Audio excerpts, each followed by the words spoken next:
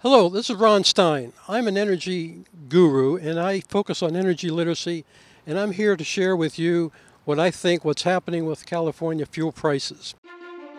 We're transitioned from the oil industry, yes. Why would you do that? Because the oil industry pollutes. It has to be replaced by renewable energy. When Biden campaigned that we're going to get rid of fossil fuels, he was guaranteeing shortages and inflation. All the products that we use in our daily lives and all the fuels we use in our daily lives are manufactured from crude oil.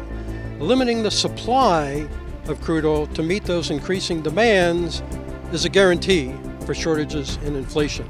Just in California, we've got 35 million registered vehicles, and we're consuming 50 million gallons of fuel, gasoline and diesel. Sounds like a lot of fuel, but it's basically like a gallon per day per car, and we're paying these kinds of prices.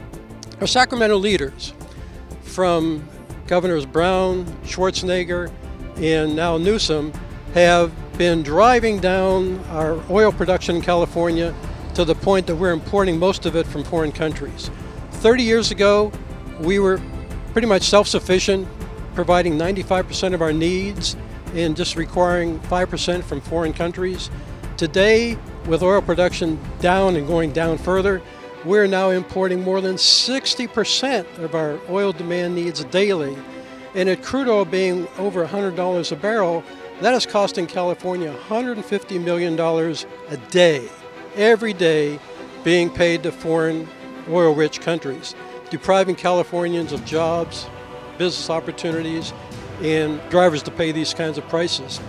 And still Newsom wants to continue reducing oil production in California, which would further increase the imports from foreign countries. With the summer blend of fuel costs about to hit the pumps, our government is blissfully happy keeping the public ignorant of why Californians are paying more than $1 a gallon.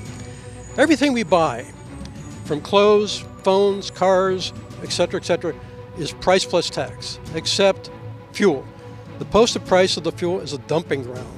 The non-transparent costs are taxes, state, federal, excise, and local taxes, and all the environmental control programs, the cap and trade program, which funds many projects, including the high-speed rail, which we continually pay for, the low carbon fuel standard, the renewable fuel standard, and now with summer and winter blend costs all being imposed on the manufacturers.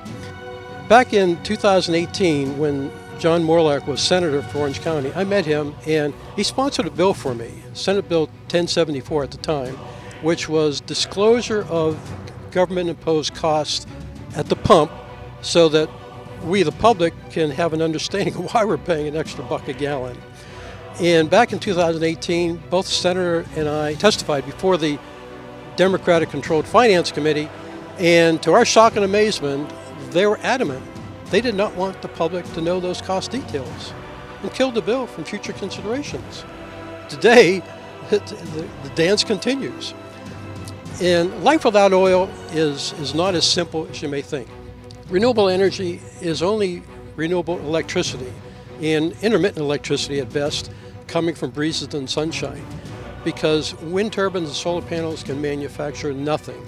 Without oil that provides all the products and fuels, being mandated back to the 1800s when we had a decarbonized society, life was short and life was hard. Wind turbines and solar panels may be able to generate electricity occasionally, but by the way, everything, wind turbines, solar panels, cars, they're all made with products made with the oil derivatives manufactured from crude oil. Simply put, under the current leadership by Biden and Newsom to continuously reduce the supply of oil to meet the increasing demands of all the products and fuels required by society, we're supposed to have shortages and inflation. And these prices may be the new norm. Thank you. This is Ron Stein.